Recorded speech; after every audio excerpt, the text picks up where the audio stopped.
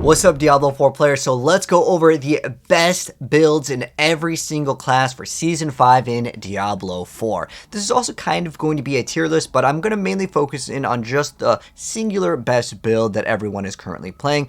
I'll go ahead and kick it off with one of the best builds, and that is going to be the Barrage Andariel Rogue build. And if you need any of these build guides, they will be linked down below, but I want to focus more in on the gameplay and give you guys a suggestion on what to actually play, because even if I suggest it and tell you guys this is the best build, you may not like the gameplay or you might not like the class. So I want to go ahead and go over every single one. So the Barrage Rogue over here is going to be heavily reliant on getting the mythic unique Andariel's Visage. If you do not have it, it will not actually function.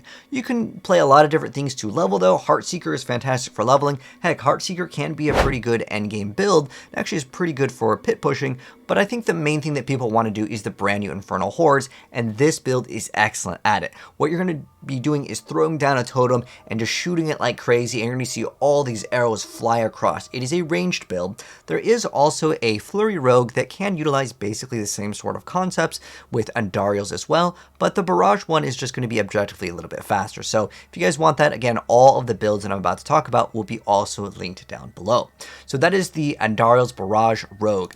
Next up though, this is going to be the best Druid build. The best Druid build right now is going to be some sort of variant with like the Lightning Storm and Landslide. You're just deleting things super fast. I really recommend you guys to play the human variant. Technically, you can squeeze a little bit more DPS if you do play the one that does convert to Bear, but it's going to be squishier and it's going to be a lot harder to play. You have a lot more things to micromanage, especially because you need all of these little buffs to kind of like have a certain window. So I really recommend you guys to play the human variant, which I will also link down below. It's just way easier and much more beginner friendly, and it still dominates. Basically, your main goal with a lot of these builds is honestly to do the Infernal Hordes tier 7. That's the magic number that you really want to hit because you can get Neath Iron. The difference is you get 5 more on the other one, but it is much harder for a lot of builds to do, and it will require greater affixes. So this build is excellent.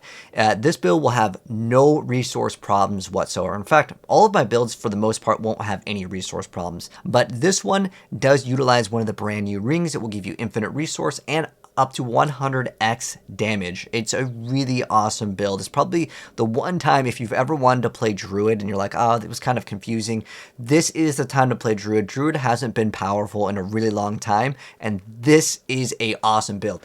It is a build where you're just going to hold still and you can just keep on laying down damage, but it's not like you have to. It's not a channeled skill. Even though Lightning Storm does deal the majority of the damage, the Landslide can actually do a good amount of damage on its own, and it just hits like crazy. But just as a warning, if you guys do want to play the best Druid build, it is very loud. It kind of sounds like popcorn is being made in the background. That's just the way the build actually plays. But it does take use out of some of the newer items that got buffed, like the Unsung Aesthetic Wrap, and then the Earthbreaker unique ring will also make this build really come up online. It is a Landslide build, but you also get kind of 2 skills in one. It's really well made, like in terms of like how this build kind of comes together. Really awesome stuff indeed. But the next build up is going to be for the Sorceress. It is a Lightning Spear Frozen Orb build, and again, I will have all these linked in the pinned. And this build focuses in on playing Frozen Orb up to the point where you get incredible amounts of cooldown reduction. The majority of players will probably not reach the cooldown that is required, just to be straight up, honest with you guys. It requires a greater affix Harlequin Crest. It also requires greater affix on, let's say, the Tal Rasha ring if you want to play with that variant. And it requires so much to have like just basically the godliest rolls for cooldown reduction in order for this build to be at its max power. I'm going to recommend you guys to play the build that is more oriented around Frozen Orb, and I will also link that one down below. I'll update you guys with a more min-max version, but again, that one requires a mythic unique with triple masterworking in order for it to actually be full power. And I want to say that as a content creator, it's probably not in our best interest to recommend the best build that also requires triple masterworking, greater affix on the mythic unique. If it was just triple masterworking, I think it's okay, but the fact that you need a triple masterworked mythic unique does deter some players from playing the build, but you can still play it as a mainly Frozen Orb build, and it plays very similar. All these lightning spears kind of go around and shoot. It has really great auto targeting, and it can freeze things. And in my variant, I actually also put in perma unstoppable in it, and that's a really good stat because it allows you to basically hold still and just shoot out frozen orbs. I like this build a lot. Very great if you like the sorceress. You are also going to be able to have a lot of cooldown reduction because it's just going to have it built in. You can teleport around, and it just hits the hardest. This build, if I was to say which singular build is the potentially strongest one, it is definitely this one. But I'm going to warn you, if you want to play the hold down lightning spear version, it is incredibly difficult. I'm talking you got to be one of those 30 hours a day gamers or just get really lucky with some drops. Again, you need the mythic unique Harlequin crest to be greater affix, and it has to be on cooldown reduction, which is really hard to actually go ahead and achieve. All these 3 builds I'm going to consider absolutely in the S tier department. Now the next one, it's going to be Barbarian. Barbarian doesn't actually have like a really godly super overpowered build, but the best builds at the moment are going to definitely be the Whirlwind Barbarian and the Bash Barb. I want to say most people will still probably prefer running the Whirlwind Barbarian as it offers the smoothest playstyle. With Bash, you got to go ahead and grab the enemies with the chain, then you got to smack them. It's just got all these little like steps, and it doesn't feel very good in the Infernal Hordes because there are just too many monsters. I'm going to recommend for the best build, like if I was to say what's the best Barb build, I have to go with the Dust Devil Whirlwind Barbarian. Now, as far as bosses go, it's a lot worse than Bash on the boss, but then Bash is just super bad in terms of like just the Infernal Hordes mode. Because the density is so strong, you legitimately just don't have the resources to upkeep and just get that damage in, and that is kind of one thing that is unfortunate. Where the Whirlwind build, it's way smoother. So if I was to say what's the best Barb build, I would put it here, but I don't consider this one actually in the S tier department. And we'll talk about it when I go over like the tier list, but I just want to show off like what's kind of the best builds for every single one. I would say the Whirlwind is still one of the best Barbarian builds, even though like Flay and Bash Barb, they have better boss clear. It's, again, not smooth. The next build, I've been showing you guys all of my gameplay. I haven't built this one yet. I did build it on the PTR, but I don't have like more recent gameplay. So I'm going to use Skull M. Shout out to him. I will link his video down below as well. He has this really good Bone Spirit Necromancer build. I am going to warn you guys just as a heads up, this is not an easy build to play. It does have these little steps that you have to put in. It also can sometimes be squishy if you don't happen to have all your shields up, and it requires you to really get like the best sort of gear in order for the build to function. You're going to group up the enemy, you're going to throw down like this little like ring around them, and then you're going to shoot out your Bone Spear, and it's going to connect for like billions of damage. But the problem is it doesn't have the greatest in like trash clear sometimes, because you really want that like giant group up, and sometimes when there's like 1 or 2 stragglers, it kind of sucks because like it takes a long time to kind of build it up versus the other classes. You could just like spam your DPS. You're not going to be spamming Bone Spirit. You're going to have to set it up, wait for your resources to go. It's honestly not the most beginner friendly. So now that I've shown you guys what I think is the best build, by the way, I was going to open up the Vericel app for like the Pit unofficial leaderboard, but I don't know, the website's shut down at the moment of me making this video. I wanted to include it here, but the builds right now that are all clearing like in the 140 plus, we got Necromancer, we've got Sorc, we've got Rogue, as well as the Druid. Like all of these are really good. So if I was to make kind of a tier list here, I'm going to say this is kind of where I would consider the viability in like the T7 plus. It's not like Necromancer like sucks at it. It's just that it's very difficult to play. Barb has a huge problem with specifically the bosses. In fact, a lot of these builds in general in the game are totally fine in T7 until you get to the boss, and then the boss is like a 3-minute like fight versus the other builds can be like a 30-second fight. Necromancer just simply doesn't have the ability to just constantly throw out things. So if I was to make a tier list specifically covering, again, T7 or like the level of the Infernal Hordes, I would put Rogue, Druid, and Sorc just because they are way easier to play and it's a lot smoother in terms of all the best builds.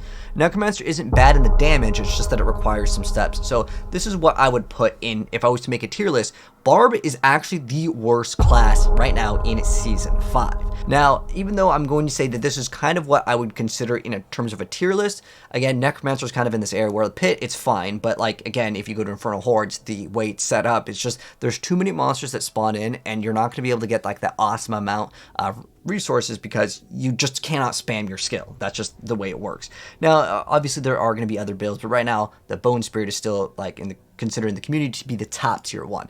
Now, I want to also kind of make this other tier list, because a lot of people ask me all the time while I'm streaming, you know, what class should I play? Maybe I'm working on my second class. Maybe I played Druid already. Maybe I already played Barbarian. I want to play kind of something else. What should I play?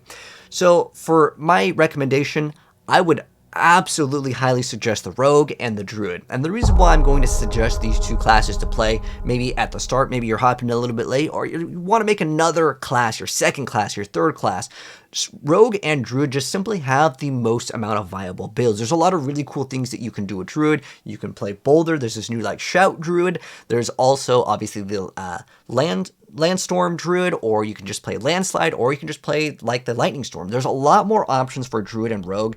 Rogue, the reason why it's so good is you have damage per Dark Shroud. You can play Flurry, you can play Pen Shot, you can play Rapid Fire, you can play Barrage, you can play Twisting Blades. You can literally play everything. Rogue is probably eating the best at the season. I can't recommend Rogue enough, but I also want to put Druid in like the S tier category over here. And the reason why I wanted to put Druid in the top area is because it's finally like good. Like Druid has been like kind of in the lower tiers in a lot of you know, different seasons, and especially because it's like not easy to play, but it's finally in an area where I think it's really comfortable for most people to play, especially if you play my human version. Play the human version. If you want to play like the one that has the highest push, again, it can squeeze out a little bit more damage, but it's so clunky to play for most people that have not played Druid before. Play the human one. Again, it'll be linked down below. For Sorceress, even though like I would say Source is the best class, and if you like, you know, why'd you move it down here? It is so incredibly hard for your average player to actually get the Lightning Spear build running. Again, getting a Mythic Unique is already in an area where like I upload a build and I show off Mythic Unique. People are like, dude, I can't play it. It requires Mythic Unique. I can't play the build. You know, streamer, can you please make it require like, you know, level 1 gear? Like realistically, you can get the Mythic Unique, but the problem is to get the Greater Affix on specifically cooldown reduction. That's really hard, but you can still play a pretty decent build if you're someone that's like, you know, I got 30 hours a day. Hey, put it over here. But if you don't, and most people don't, let's put it at A tier. Realistically, you're gonna probably end up playing the Frozen Orb, or it's gonna be a little bit clunky. You can't spam the Lightning Spear. That's fine. I'd still consider it like a really good class this season. There's also Fireball. Fireball is really good, but it's not like in the super top tier department for like damage. Necromancer, the reason why I'm putting it like far below, like I put it Necromancer in C tier, it's not a bad class, but the reason why is it takes a lot longer to get the gear, especially if you're playing Bone Spirit. Now, if you want to play the other builds, I mean, you can maybe consider it B tier, but the reason why I'm putting it in C tier, it is not easy to play. Again, you have to group up the enemies, you have to throw down the thing, and it depends if you're playing on controller or not, because that is another like area where it's a kind of a barrier to entry in terms of the targeting, because again, you have to put them in the pit, like this little circle that comes out, and then you have to shoot the Bone Spear, and you have to make sure all your stuff is kind of like, all your ducks are in a row. You got to have enough resource to spend on Banished Lord's Talisman to get the overpower. It's a lot of steps. I can't really recommend that class. If you want to play minions, sure, that's really not like that big of a deal, but specifically, it's like the Season 5, the new thing that people want to play is the Bone Spirit build. Now, as far as the blood stuff, you know, that's not what I would consider the top tier. It doesn't have the highest leaderboard pushes, but I may change my mind on the Necromancer a little bit later when I see like really high tier pushes. Again, the Vericel website is down right now. You're noticing Barbarian. I put Barbarian far below. Barbarian has no new builds, and on top of that, it is just objectively the worst. So I cannot recommend Barbarian. If you're a Barb fan, hey, by all means, you can still play Whirlwind, you can still play Bash Barb. I already have those builds uploaded. They're not very like top tier, and on top of that, they got no like new things to play around with. Like the new like spinning thing is very mediocre. They also had this thing where they can have like infinite what is it, the two mastery things called the third blade, where your weapon mastery skills, so you can make a build that was like going to infinitely overpower with like rupture. And I was like, oh man, this is going to be crazy. I have infinite death blows. I legitimately thought this was going to be a really cool build. It is so undertested. Like I don't know how they released it in the state that it is, but it is like not playable. And then they also decided to buff Hoda, and then it was bad. And then on top of that, they also had Upheaval get like a brand new like Hellhammer, and I was excited to play this. I'm like, oh man, it has no maximum value. I'm like, okay, I'm gonna invest in this. Man, it was a big waste of time to trying to make a damage over time Barbarian. I was excited to try this out. It's not worth it. I spent a long time farming up to get like the perfect roll on this, and then I started stacking strength. It was not what I would consider a good investment. I could not tell you guys enough to just stay away from Barbarian. It is objectively so much worse than the rest of the classes right now, and it's very sad that like we have this knee-jerk reaction of like Barb was like this was the tier list before. Barb was in the mountains, and it was miles ahead of every class, and then this season they decided just just no one is allowed to play Barbarian. It's sad the way the state is for the Barbarian, but hopefully we'll get some buffs in Season 6. But that's what I would consider the tier list, and all the builds will be linked down below. But yeah, this is kind of like my tier list over here. Anyways, that's going to wrap up things. If you guys enjoyed the video, drop a like. If you're new, subscribe, turn the bell so you don't miss out. If we have to update this one when the new update comes out later this week, hopefully, fingers crossed, Barb actually becomes playable.